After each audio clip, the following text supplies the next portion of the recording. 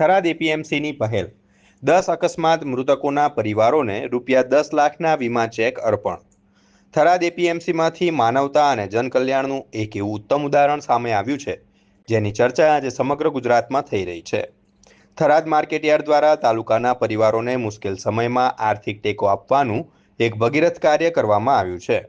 16 મે 2026 શનિવારના રોજ થરાદ માર્કેટયાર્ડ ખાતે એક વિશેષ કાર્યક્રમ યોજાયો હતો, જેમાં અકસ્માતે જીવ ગુમાવનારા તાલુકાના 10 મૃતકોના શોકાતુર વારસદારોને ₹1 લાખના વીમા સહાયના ચેકોનું વિતરણ કરવામાં આવ્યું હતું।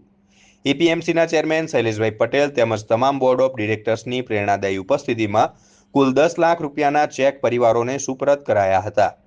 થરાદ એપીએમસી દ્વારા સમગ્ર તાલુકાના 10 થી 70 વર્ષની વય જૂથના તમામ પ્રજાજનો માટે ₹1 લાખનું અકસ્માત વીમા કવચ લેવામાં આવ્યું છે।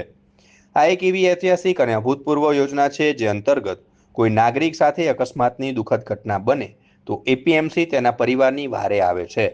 દુઃખની આ ઘડીમાં આર્થિક સહાય પૂરી પાડીને થરાદ એપીએમસીએ સાબિત કર્યું છે કે તે માત્ર વેપારનું કેન્દ્ર નથી, પરંતુ સમગ્ર તાલુકાની પ્રજાનું એક રક્ષણ કવચ પણ છે।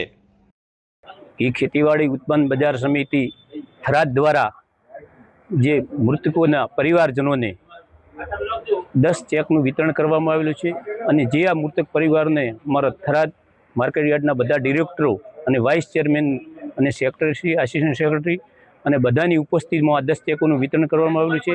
અને એમના પરિવારોને જે આ માર્કેટયાર્ડ દ્વારા ₹1 લાખનો જે વીમા કવચ સુરક્ષા એક્શનલી આપેલ છે, એ માર્કેટયાર્ડના વેપારી મિત્રો અને ડિરેક્ટર મિત્રોનો આ તબક્કે હું આભાર માનું છું।